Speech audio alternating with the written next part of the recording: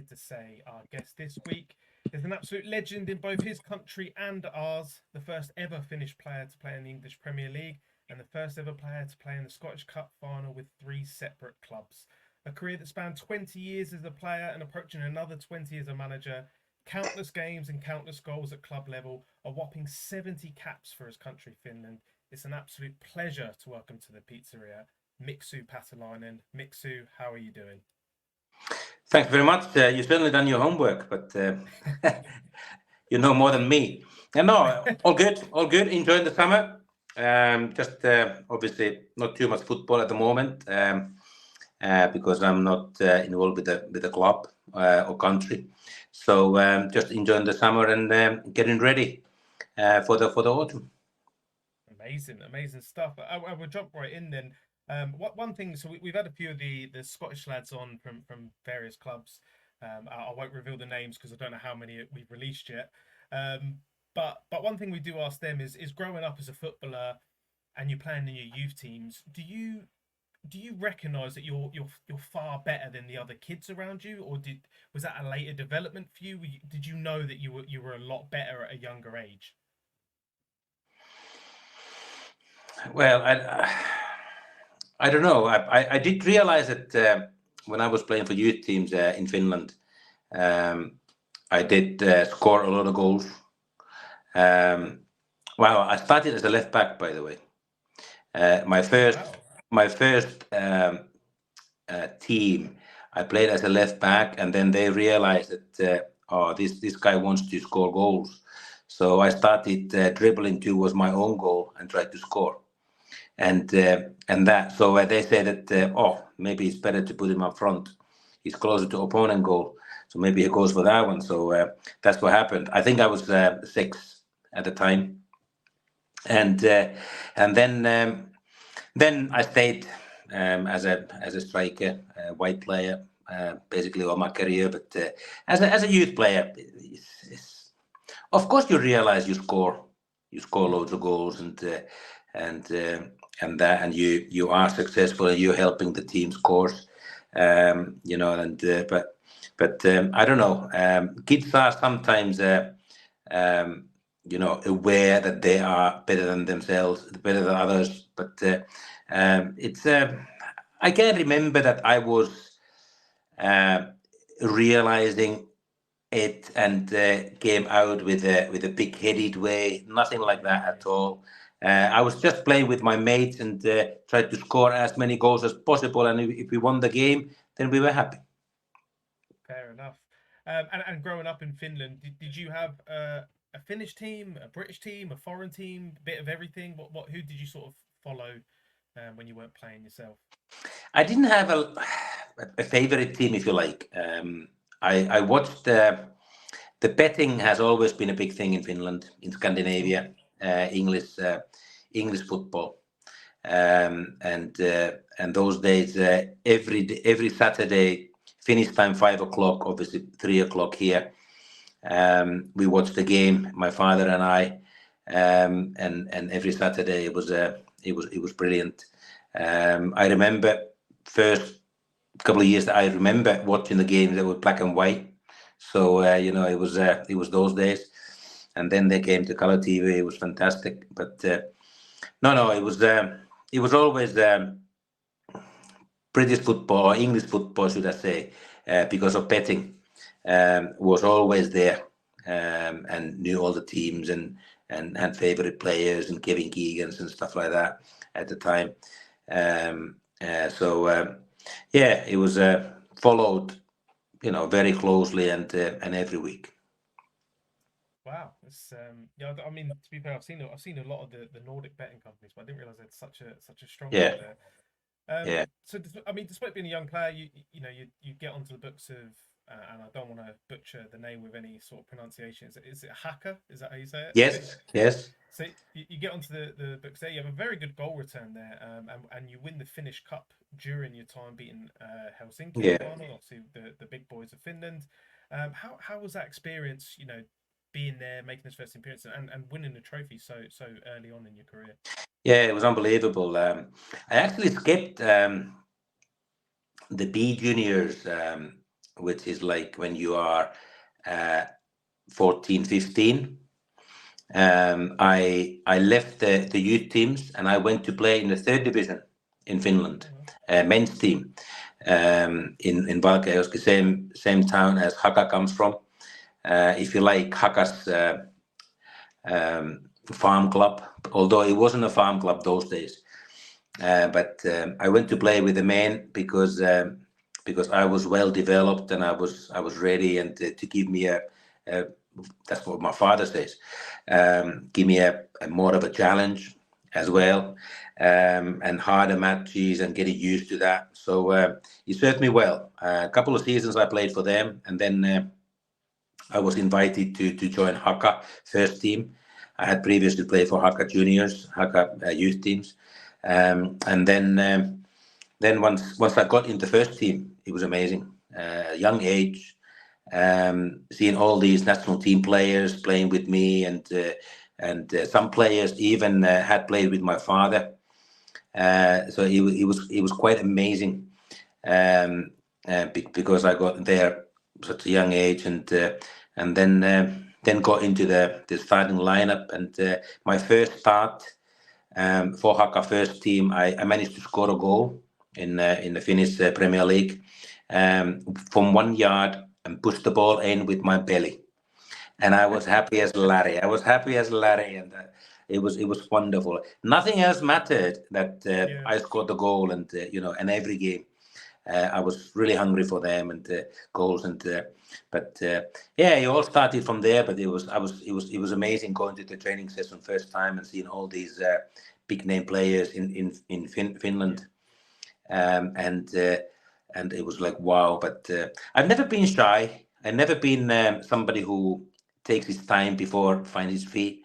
So I went in there and with a lot of confidence, started to do my best, and luckily I got playing time straight away and started scoring goals.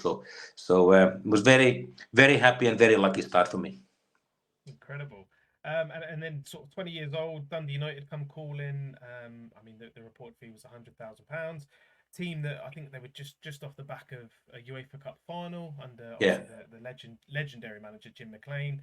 How much did you know about? Did you know anything about Scottish football? How did that move come about for you? I didn't know anything about the Scottish football. I had seen the European UEFA Cup, every round, the goals, and on Finnish TV, and I thought that the orange shirt, how weird that was, and all that, and them doing so well from Scotland, beating Barcelona's and German teams, and then funny enough, meeting the final, Gothenburg, Göteborg, Gothenburg, and it was like, and I knew that there was a Finnish striker playing for Gothenburg, Jari Rantanen, who played for them, and they played in the final against Dundee United. So that was quite closely followed in Finland, because of that. But then what happened after? During the summer, my father, his business, he was in Scotland in business talks and meeting, and what happened was the counterpart was one of the Dundee United directors, and totally, business meeting, and surprise after the business meeting they started talking about football, and my father mentioned that he's got a son, and I played for the Finnish Olympic team at the moment. And he recommended, why doesn't he come to Dundee United and train for a month and see what the professional football is like, because Finland didn't have professional football those days. So my father said, that's a great show. Obviously, club that had just been in the UEFA Cup final, unbelievable opportunity. So, but it was just to go and see what it's like, so I came to Scotland. I went to Dundee United, and I played in a couple of the reserve games my first week. And after 1 week, Jim McLean offered me a 9-year contract. It was amazing. It was like, wow, what's going on. I had a plaster in my hand because I had broken my wrist playing for Haka in Finland, Finnish Premier League. So that helped me a lot, getting rid of the defenders and all that. So maybe that was a deciding factor. But no, it was. I managed to score a few goals in those couple of matches, and Jim McLean offered me a contract after that. But we ended up signing a 5-year contract. So, it was amazing. I still remember like yesterday when I was at Dundee railway station, and my father left Dundee after I had signed the contract, and that was me alone, and that was me.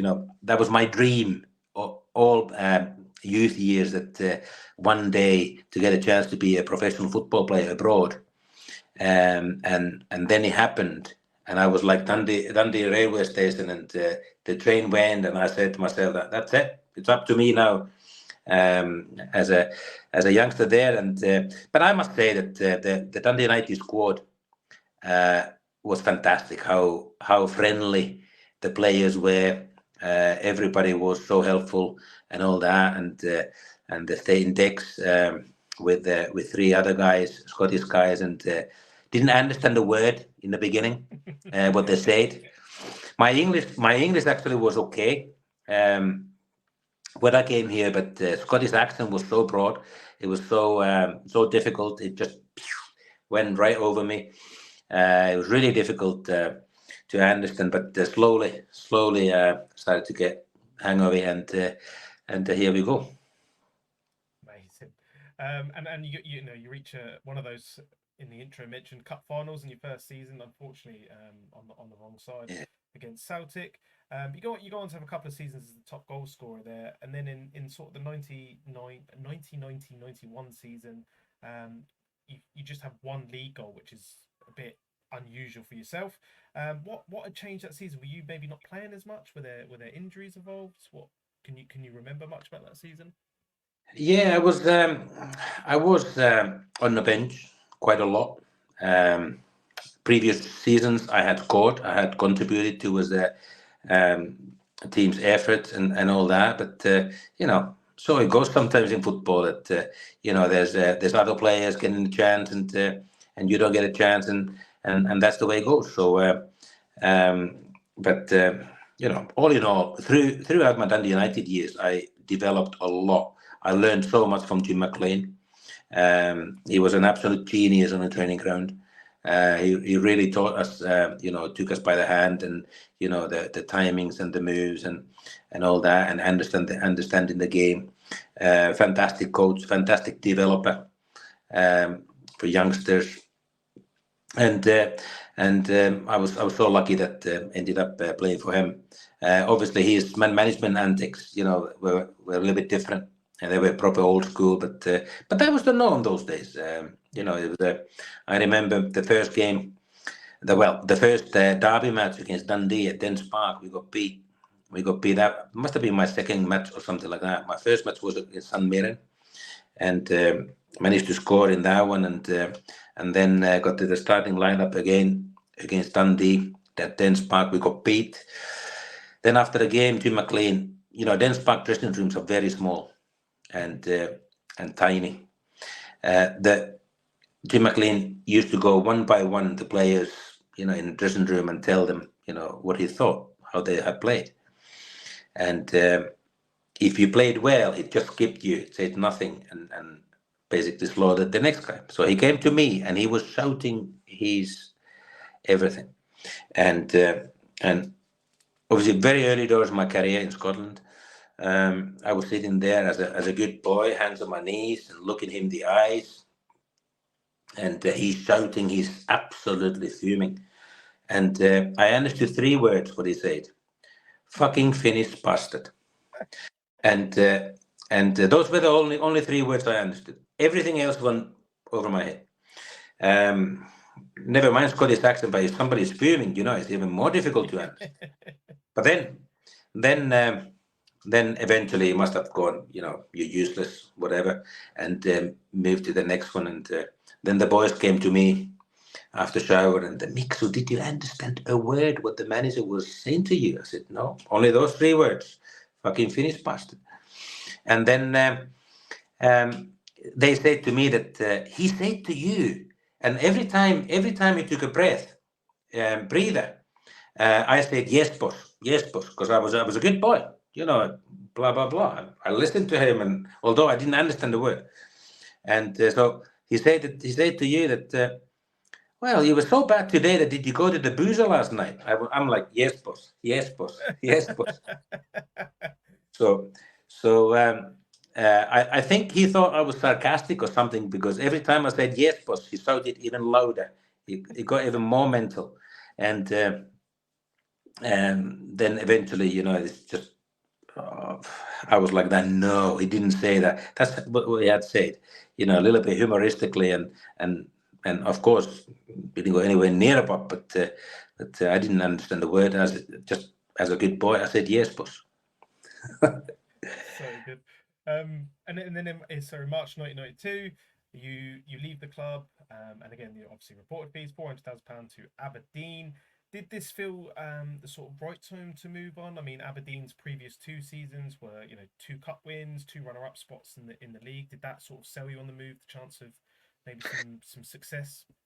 Yeah, obviously, with Dundee United, we were challenging European positions every season, and we were successful with that as well. And Aberdeen were in a similar situation. Obviously, there was Old Firm, as always.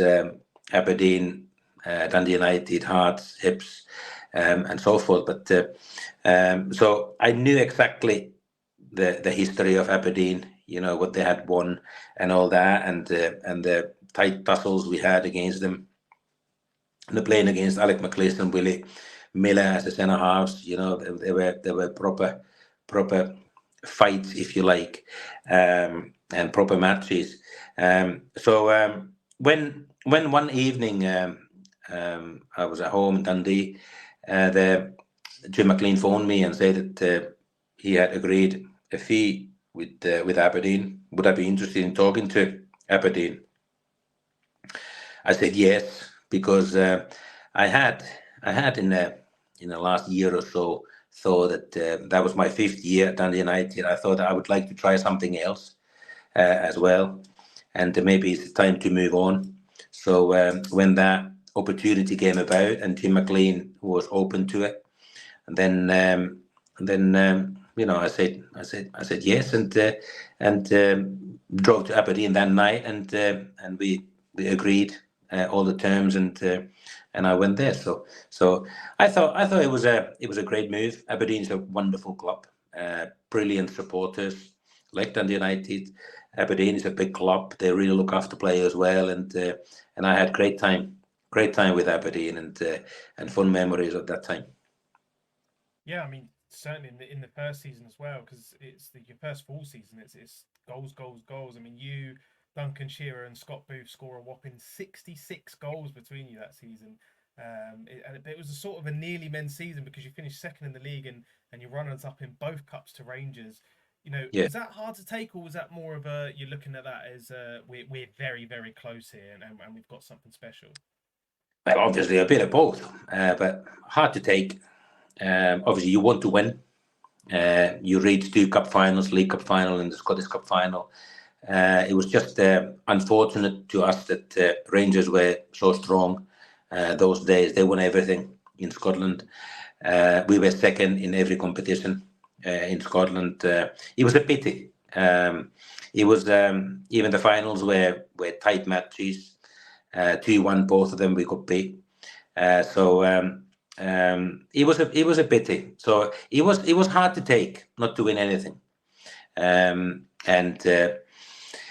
league, yes, we challenged Rangers well and all that, but then we managed to beat Celtics, and we managed to beat the big clubs. Then we stumbled sometimes against the smaller clubs. Mm-hmm. So we can only blame ourselves, really. Which is a shame, because it would have been wonderful to challenge Rangers all the way and take the title. But all in all, it was great, and we were full of confidence. We were playing well. I played most of the matches. I played left midfield, it suited me well. No problem going to the back post and cutting inside and all that. So Paul Mason played on the right hand side. He was a fantastic crosser of the ball. So plenty balls coming to the back post and stuff like that. So it was great. Really enjoyed my first full season with Aberdeen. We played fantastic attacking football. We scored loads of goals, like you mentioned there. I managed to score over 20 goals, which was great, and everything was good. But not to have a trophy in the hand and all that was hard to take, and hindsight even perhaps even harder. Yes, definitely. Sorry for bringing it up in that case. 1994 then, another second place finish, but you do get moved to Bolton Wanderers in the first division or the championship now in England. You go on to have a stunning first season where you reach another cup final in the League Cup, which you narrowly lose to Liverpool, 2-1 in front of 75,000. We'll come on to what happens next, but in terms of you saying, your dream was to be a professional footballer abroad, a lot of English football on the telly when you're younger. How was that experience of a final then at Wembley against a club like Liverpool? Oh, it was amazing. We had a good season, and then first division, nowadays championship, and we were the top end all the time throughout the season, and eventually got the promotion. But to get to the cup final was amazing. The media rumba, if you like, over there is unbelievable. It starts as soon as the semi-finals are over, and then go to Wembley. Obviously, I had seen England matches, cup finals in Finland, many of them as a youngster. The legendary Wembley Stadium, and my father had played for Finland against England at Wembley, and he said what an unbelievable atmosphere and stadium it was. And to go there, I remember Bruce Rioch before the League Cup final. Bruce Rioch, our manager, Bolton, he took us to Wembley, not to train, but just to walk about, have a look at the surface, have a look at the surroundings, the grandstands and all that. It was good. We didn't play in the final the way we can play. All credit to Liverpool. Obviously, they were really strong. McManaman did really well in that game. He scored. He destroyed us. He scored 2 goals, and his dribbling was unbelievable. But their team was unbelievable. They had quality in every department, and we didn't play. They played. They won the game. Although it was 2-1, it wasn't just one goal. I had a chance as well to score. Unfortunately, I missed it. But that's the way it goes. But all in all, it was a tremendous experience, and never leaves me. Yes, definitely. And like you mentioned, you do get the promotion. You're back at Wembley a month later. You beat Reading 4-3 in extra time, which you score in as well. That must have been unbelievable to then score at Wembley. You obviously get the promotion. It's not as good of a season in the following season. Bolton really struggle, and they are relegated. Was the difficulty that noticeable going from Championship to Premier League? It is a big step. It is a big step. Just going to that player final. It was funny after we got beat by Liverpool in the League Cup final, month or 2 months before that. Bruce Rioch said to us that next time we come to Wembley, we'll win. And it just stayed in the mind. But how the player final went, it was a real roller coaster. 20 minutes played, Reading were 2-0 up. 30 minutes played, Reading got a penalty to go 3-0 up. Our goalkeeper, Keith Brannigan, he saved the penalty. And I remember Bruce Rioch halftime saying to us that Brenny's save is the sign. Brenny's save is the sign. Keep playing, keep at it. Don't lose the faith. Keep at it. And we had a very attacking lineup, and we knew that we can create, we can score. But such a fast start Reading had in the game, and 2-0 up after 20 minutes, and then the penalty and all that. We were like, shell shocked. Half time, Bruce Rioch said that, and then right in the end, 11 minutes before the end, Owen Coyle actually, he scored. Oh, wow. Yeah, he scored the 2-1 goal for us. And Coyle being a good finisher and good striker, he scored. And then Fabian de Freitas, the Dutch striker, scored 7 minutes before the end of the normal time, 2-2. He went to extra time. And then I got the 3-2 goal to take us in the lead. What a feeling. Unbelievable. And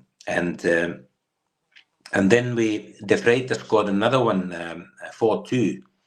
And then Reading got another goal, 4-3. And I remember last few minutes of the extra time, we were 4-3 up, and Reading were bombarding our box, putting ball in the box, and thankfully we won the game 4-3 and got the promotion. But what a roller coaster, and what a comeback that was! It was unbelievable. And roasting hot May bank holiday Monday. It was unbelievable. And then the feeling afterwards, knowing that you'd just been promoted to the Premier League and all that, it was amazing. Unfortunately, my celebrations were short-lived because that was a bank holiday Monday. We played against Reading, the player final, and I played for. Finland had a match against Denmark on Wednesday, 2 days after. Right. So I had to fly to Finland the following morning. So I was able to have a couple of glasses of champagne, and that was it, because I had another match on Wednesday for Finland. But no, it was amazing feeling to get promoted to the Premier League, and during the summer we didn't buy loads of players with vast experience in the Premier League. That was probably a mistake because we came straight back down. We got relegated. But then our squad was so strong that the following season we won the championship, and we got another promotion to the Premier League there. And then Bolton stayed quite a while in the Premier League after that. Then they started to spend money and buy players to stay there. I moved to Wolves, after the third season of Bolton, but it was the Bolton time was unbelievable. It was great. It was obviously 2 promotions in 3 years, 1 relegation, League Cup final, playoff final victory. It was loads happened during that spell. Yeah. The spell was like the playoff final, really, wasn't it? An absolute roller coaster spell as well. You moved to Wolves, like you say, the following season after the re-promotion. But it's a team that's very top heavy. You've got, Steve Ball is the Wolves legend. Yeah. Steve Claridge is there, Dougie Freeman, Don Goodman, a certain Robbie Keane is coming through at that point as well. Yes. Was it tough having so many players, good players as well, vying for that spot up top, or 2 spots up top, I guess? Yes, it was, and the rotation was there, and I didn't like that at all. I always felt that I wanted to play regularly in few matches on the bounce all the time to get into the rhythm and of the matches and all that. Mark McGee was our manager. He applied this rotation policy and rotated a lot. I wasn't too happy with that at all, and hence I started to look elsewhere. And then the Hips came. Alec McLeish was interested, and I came back to Scotland. Yeah, I mean, you're stealing all my questions now, Mixu. So it's the 98-99 season. And then, yeah, like you say, Alex McLeish comes calling. It's a recently relegated Hibs, though, which obviously was a bit of a surprise, having Hibs down Div 1. Yeah. What attracted you to that move then? Obviously, Hibs are a massive club in Scotland, but it is Division 1. Did you have any reservations about joining, or were you just interested straight as soon as he spoke to you? No, I knew Hibs was a big club. Obviously, having spent many years, 8 years or so, in Scotland previously, I knew Hibs supporters were fantastic. Everything was in place. I knew Alex McLeish. He was my teammate at Aberdeen. I knew exactly what a winner he is, what a good man he is, and there was no problem with that. I knew Hibs were in the first division in Scotland, but I also trusted that we would, come back straight back to the Premier League. Not overly confidently, but confident. I thought that Alec will put the team together and get us playing in a certain manner, and to make sure that we win and get promoted, which happened. First match we lost to St Mirren, Love Street, when I joined Hibs, 2-0, and we were hopeless, absolutely hopeless, and I was like, that, what's going on here? I remember Alex McLeish coming to me, talk to me after the game, and I said, "Mixu, don't be alarmed. This was a poor performance. Will be much better." And then gradually, I got an injury as well. Very early doors, my Hibs career. I pulled a muscle in my thigh. And I said to Alec that no, I want to play. It doesn't matter if I've got a little pull there. He said no chance. We'll get you right, and then when you're healthy and 100%, then you come back. And that's what he did. And when I came back, I remember playing. I think it was Stirling Albion we played against. I'm sorry, Adri we played away, and we won the game, managed to score 1 goal, and after that we never looked back. After that, it was fantastic. But that time, the Alec had brought in Latapis and co, Frank Sauces, and eventually, and all that. We had a tremendous squad, very, very strong squad, and ended up winning the league really comfortably in the first division in Scotland, which was already squad strong enough to play well in the Premier League. Which turned out to be the following season after our promotion. We were third in the league and got to the cup final, Scottish Cup final, and all that. So Alec built the team really well. Obviously, he had money to use as well, which always helps when you build a team. But he did well. And we had the team spirit we had as well was amazing. It wasn't only players who were capable of playing well and producing it on the pitch. We also had a dressing room full of players who we had a fantastic team spirit. We real togetherness and really good. So that was a big part of our relative success those days. But we certainly enjoyed it. Yes, and listen, you summed that up perfectly. Obviously, another winners' medal. How good was Frank Sauces? Just quickly. Oh, different class, unbelievable. Obviously, Frank was it was the end of his playing days, and he knew it. And I was always really enthusiastic and come on guys, come on, just trying to pull more from the teammates and all that. And in training also, I wanted everybody to be 100% and 110%.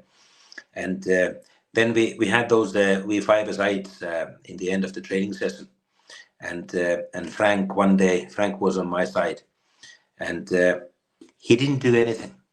He stood on the halfway line. He stood still there, and didn't do anything. And I went mental. I was like, Frankie, come on! It's a five-a-side. We need to win this tournament. We need to win these matches and all that.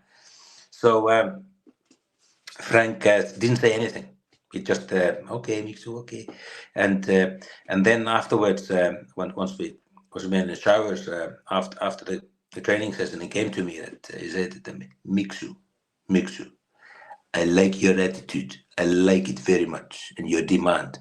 But my main day is Saturday. I play on Saturday. I don't play on Thursday. I don't play. I play on Saturday. And to be fair, he did play on Saturday. It was fantastic. And what a passer of the ball. What a leader by example, not vocally, but by example. And what a respect from all the teammates around him. Obviously, European Cup winner and France captain and all that. Fantastic, but also wonderful person, absolutely beautiful person, and a good teammate. So it was a real pleasure to play with Frankie. Amazing. And you yourself, obviously, you mentioned the third place finish in the cup final again. But we have to talk as well about the 6-2 game against Hearts. You net a hat trick, which, listen, you'll go down in folklore just for that. How amazing was that moment to score against your biggest rivals 3 times in the same game? No, it was unbelievable night for us. To win your arch rival 6-2, unbelievable. Hearts were good, a good team, Gordon Juries and Presley's and you name it. Every department, quality players, they had a good team. But so did we. Them taking the lead 1-0 up Easter Road, and then I got 2 goals first half, very similar goals, just a sniffer dog in the box, guessing where the ball will land and bounce and be in the right place, right time, and knocking them in. I got a couple of goals there. I remember halftime we were 2-0 up, the 2-1 up, and McLean saying that don't start defending, don't sit off, get at them, blah blah blah, finish the game off, and we did. Second half, it was unbelievable, waves of attack, and then Antti Niemi, my very good friend, who I was a roommate for Finnish national team, played for Hearts in goals. And we were roommates for the national team, and he I had the ball, in my arms, and he came to me and said, "How many did you score?" He lost the count. It was unbelievable. He made some fantastic saves in that game as well. Yeah. He was actually Hearts man of the match in that game. So that says the story as well. Tells the story. So, but what a night we had! We had the midfield, with John O'Neill's and the fullbacks pushing forward, and Will Russell, orchestrating everything in the midfield and distributing passes, and Zitelli, what a runner, behind the line, and it was great night. But it's how the game went. Hearts took the lead, and I thought we were a little bit lucky to be in front half time, but I actually scored a third goal in the first half as well, which I don't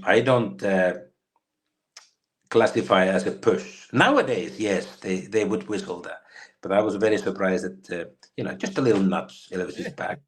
So, but no, it was it was tremendous night, and certainly one of those memories that never leaves you.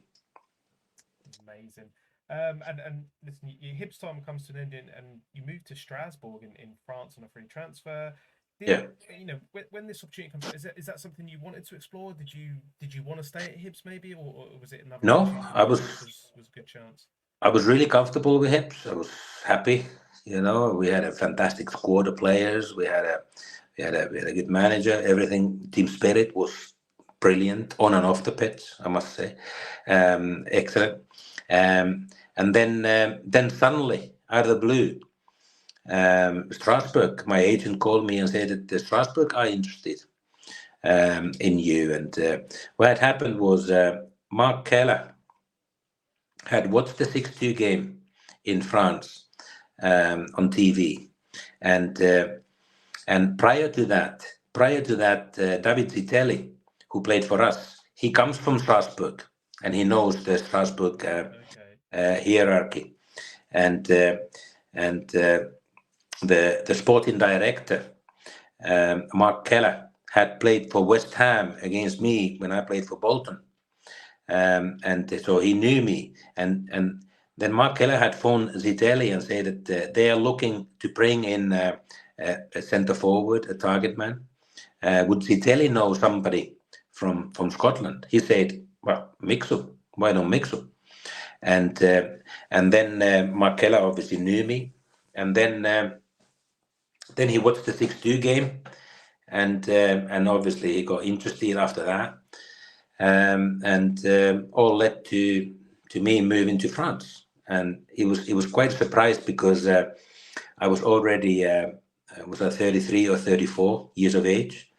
Wasn't a spring chicken anymore, and get a chance to move to France suddenly. But it was great. I wanted to experience that, another country, a different kind of way of living and different football and all that. But unfortunately, when we played very early in the season, we played in the UEFA Cup match against Standard Liège in Europe. I broke the 5th metatarsal, and I was out 7 or 8 months because of that. He didn't want to heal.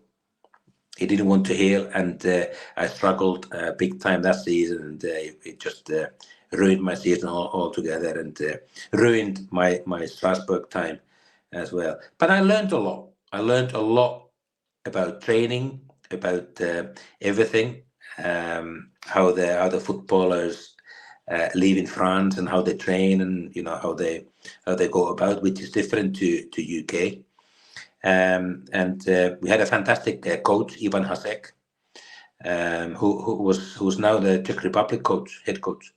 Ivan Hasek was a fantastic head coach, brilliant training, really clear what he wants players to do, and I learned a lot towards my coaching years there. But also Strasbourg time was interesting, that Frank José got the Hibs job as a manager during that spell when I was in Strasbourg, and Frank phoned me and said that, Mixu, I want you as my coach, and I said that, oh, brilliant, because I had already thinking about perhaps giving a chance to go into the coaching, and then Frank wanted me to stop playing, and he doesn't believe in player coach role, which I wanted, but I said, okay, no problem. I'll pack it in to playing and be just a coach for you and all that. So just the first team coach, Donald Park was to be the assistant manager, but then unfortunately Frank got the sack very early doors after 30 days, which was very unfair, and then it didn't materialize. So it was that was the Strasbourg spell as well, that people don't know, that was behind the scenes. Oh wow, yeah, no, you don't. That's incredible. And listen, I'll move on because I do want to. I know we'll run out of time. I want to jump into your management career as well. But 2003, 2004, obviously you moved back to Hibs and you have that season there. 2003, 2004, the career's winding down. You joined St Johnstone in Division 1 at 36, but you then go on to net another 13 goals that season. Have you got your eye on management at this stage? Do you still think you can go on further after such a good season? I know you go on to St Mirren, but are you still thinking playing wise, or are you now starting to really look at the coaching side of things? I was heavy on coaching. that was strongly in my mind. I still wanted to play. I was only 36, 37 only at the time, and I was fit. I was fine. I started the season with St Johnston, not scoring too many goals. I was an assistant manager to Billy Stark, and I remember I was more coaching on the pitch than playing. And then I said to Starkey, the manager at Billy, that when I'm a player, and that's it. I won't coach on the pitch and all that, and concentrate on my game solely, and start hopefully scoring goals, and which happened after that. So it is amazing. Maybe Frank was right. It is very difficult. I admire the players who can do the dual role, but I couldn't do it. It was difficult. And then I went to St Mirren afterwards. The next year, Gus McPherson was a manager, and De Millen was an assistant manager. I was the first team coach and a player, and I also took the reserves. I also took the under-19s. That was a busy year for me, coaching wise. Learned a lot. We got to the Youth Cup final with St Mirren under-19s, which was great. Brilliant experience and good learning curve. Yeah, that's superb. And then, of course, you do step into management at Cowdenbeath in the Scottish Third Division, and there's a little bit to unpack here, because obviously you win the Third Division in your first season, which is incredible. At one point, I think both your brothers come and play, and they do very, very well. Was there ever any doubts in your mind? I know you know it's a drop down to the third. I know it's management, but you're still dropping down to the Scottish Third Division. Did you have your eye on anything higher than that, or were you just happy to get your foot in the door? No, I had my questions. The question marks were there. I actually phoned Craig Levine when Cowdenbeath offered me the job as a manager. I phoned Craig Levine, who had started at Cowdenbeath and then went on to the Hearts and loads of success in his managerial career. And Craig said, I asked Craig about the club, about the chairman, I knew that I was going to be a really professional and demanding professional attitude and 110% all the time. And Craig said to me that it's a beautiful club. The chairman is brand new. If you give you 100%, the chairman will give you 200%. And he said that no problem at all. Just that's not an issue. I had my question also about going to the third division, and I phoned Alec McLeish. I phoned him for advice. I asked him that should I wait for the maybe first division championship club or something like that, or should I take this one? It's been offered.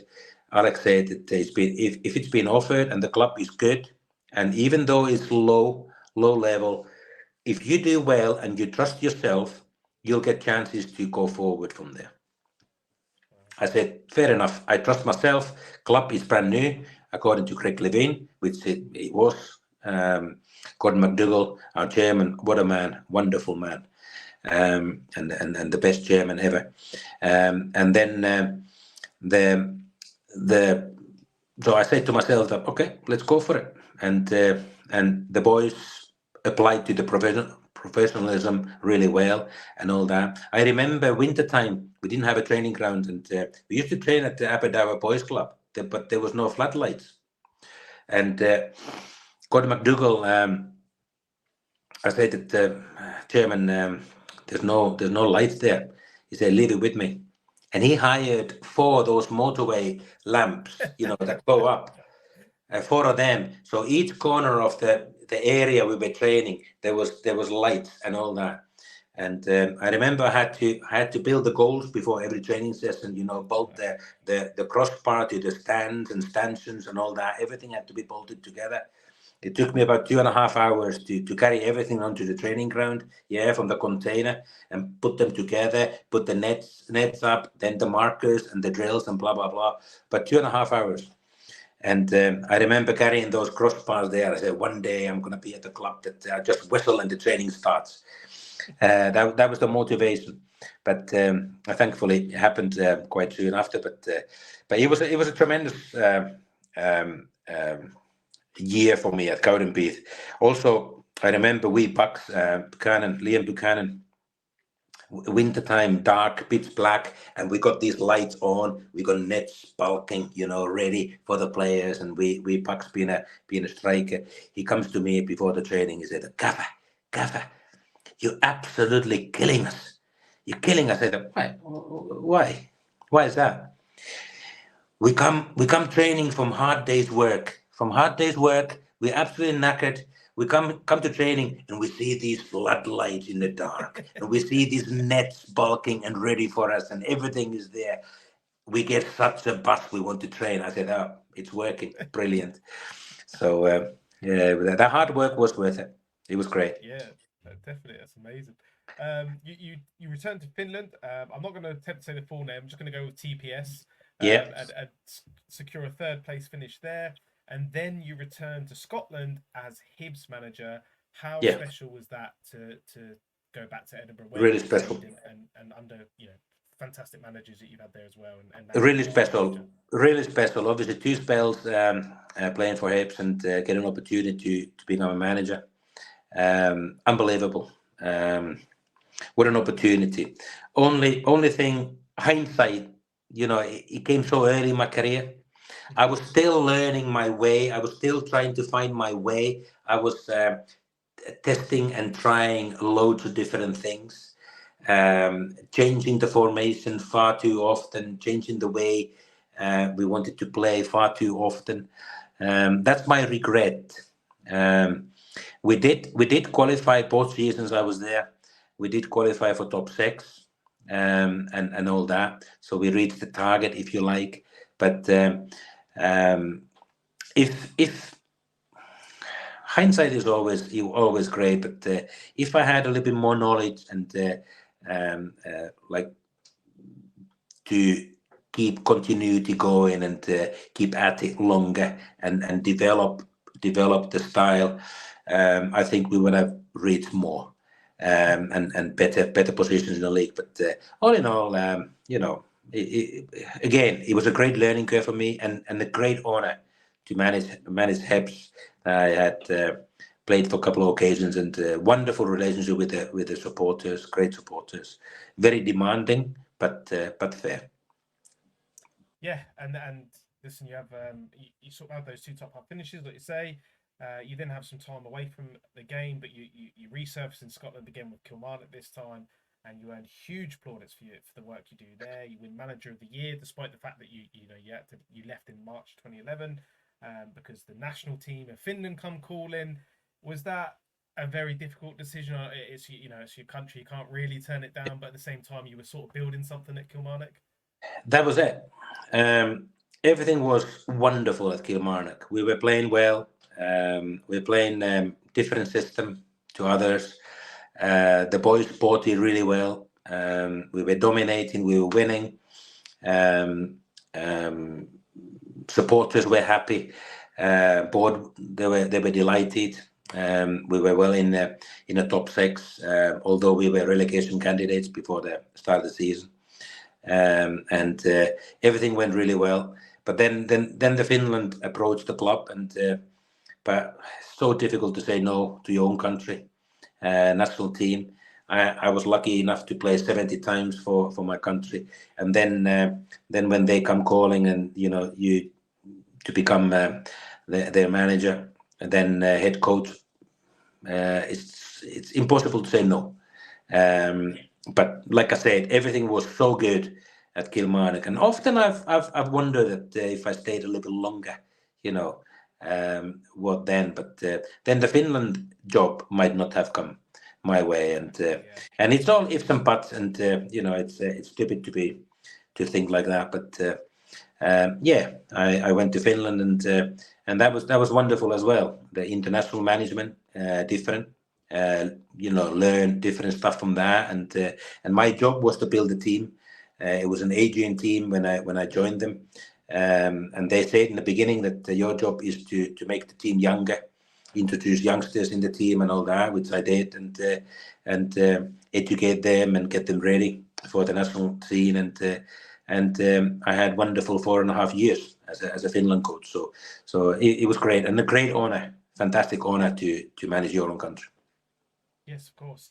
One thing I do have to ask during the time with Kilmarnock, because I mean, what our podcast is named after, I can't not. Your top goal scorer that season at Kilmarnock is Connor Salmon. Of course, the inspiration for this pod. Yes. How was Connor to work with, and how talented was he? Because he does go on to very good things following Kilmarnock. Brilliant. By the way, I saw Salmon in May. He's doing the coaching courses, and I'm working for SFA as a coach educator as well. So I saw Salmon, and we did had a conversation, how good time we had together at Kili. Connor is a fantastic guy. He's a tremendous guy. If you ask him to climb a tree, he climbs a tree. If you ask him to do this and that, he does that. Beautiful player for a manager's perspective. If you ask him to do it, he does it as well as he can. And we managed to play a system which suited him to the dot. We did practice a lot, his starting positions, his movement, how he runs behind the line. Although he's a big lad, and many clubs using him as a target man because of that. But he's a runner. He's a runner and he's a finisher. We practiced finishing, we practiced the running, the behind the line, the timings, the starting positions, and all that. With the number 10s, 2 number 10s below him, Meri Towel and Alexei Yeremenko, and the fullbacks come in the wide areas. He got plenty balls behind the line, and hence he had scored 20 goals before the end of January. He got his move to English Premier League and deserved it so, because he was fantastic.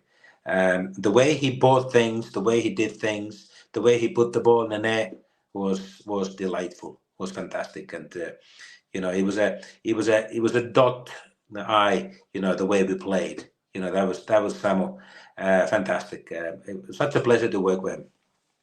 Absolutely amazing. And we've got one last question, which I'll speed through it because it was a couple more questions, but I'll narrow it down just because we've got a little quick fire round at the very end. So from Finland, you go back to Scotland, which obviously you returned to the club you started your footballing career in Scotland with, Dundee United. You follow on from that, more international management, Latvia and Hong Kong, and a return to Finland as well. Fantastic career, both in and out of the dugout. Where are you at this moment in time? I know you mentioned there you're sort of doing stuff for the SFA at the moment. Are you got hopes of coming back into management? I wanted to have a little break from the management because I had a very bad experience. The club actually went bankrupt in Finland. I was promised this and that, but 5 weeks after I signed the contract, the owner pulled the money out from the club, and it wasn't professional anymore. It was a shame. Wonderful club, wonderful supporters. So I want to have a break after that from management. I'm ready now. Almost year and a half now. I've not managed. In the meanwhile, I've been working for UEFA as a technical observer in the Champions League matches, Europa League matches, looking how the teams play tactically, reporting back to UEFA. Technical report is then drawn from those findings. There's obviously about six to eight technical observers per in Champions League and in Europa League. I also attend a lot of conferences for UEFA, doing presentations, different FAs around Europe,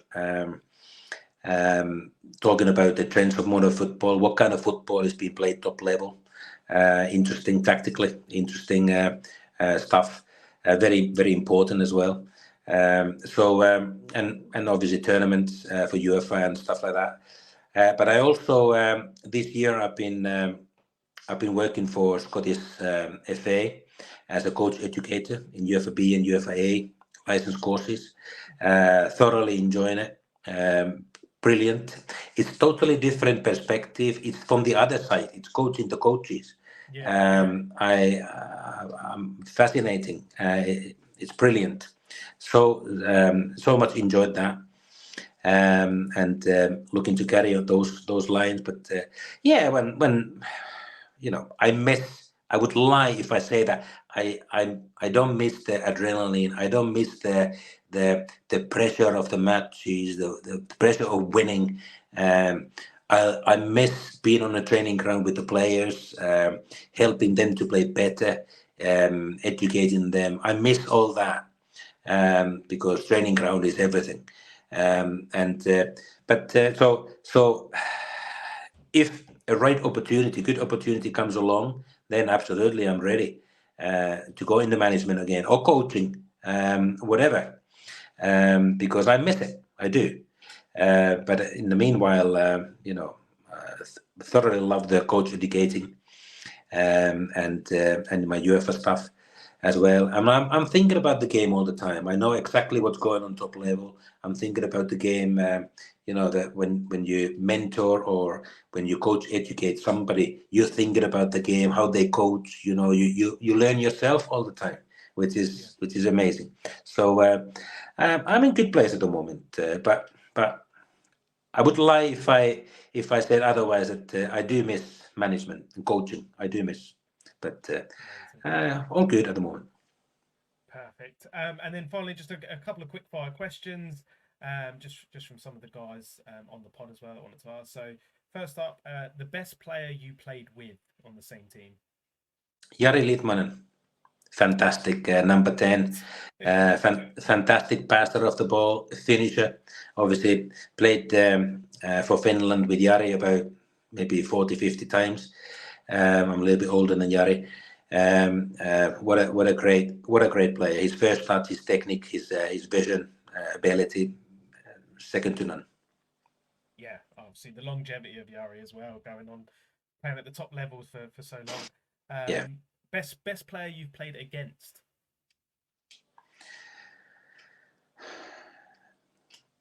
Marco van Basten. Oh wow! As a striker, Marco van Basten, what a player! Playing against Holland. I actually played directly against Frank Rijkaard, who normally played as a city midfielder, but he played also as a centre half, and he totally put me in his pocket. Unbelievable, but one of them. Best manager you had?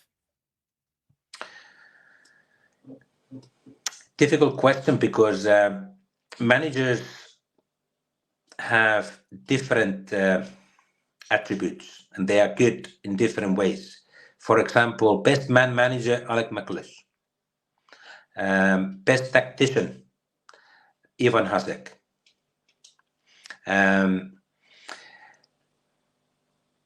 Best all-rounder, I really respect Bruce Rioch. Okay. Bruce Rioch at Bolton, what he did with us. He was so successful with Bolton and got us to the Premier League. Fantastic. But Jim McLean, as a youngster, to play under him and learn so much, the way he taught us. I mean, impossible for me to say who's the best. Yeah, that's fair enough. I've been lucky as well that I've had so many good coaches, managers in my playing days. So, but like I said, certain manager has this, other one has this, and all that. So yeah. No, that's fair enough. And the final question, the question we ask every single person, and it's a bit to do with the pod. Your favorite pizza topping? Pepperoni. Pepperoni. You're the first person to say pepperoni as well. Really? It shocks me. Yes. Really? First person. Yes. Come on. Pepperoni, one and only. Come on. Mixu, it's been an absolute pleasure. You're an absolute legend of the game. We thoroughly enjoyed speaking to you, and from everything you said, I really hope we do see you back in some sort of coaching and management capacity because, like I said, it's been an absolute joy. Thank you so much for coming on. It's been an absolute pleasure talking to you and great questions. Enjoyed our time. Thank you. Thanks all. Brilliant. Thanks, Mixu. Yeah.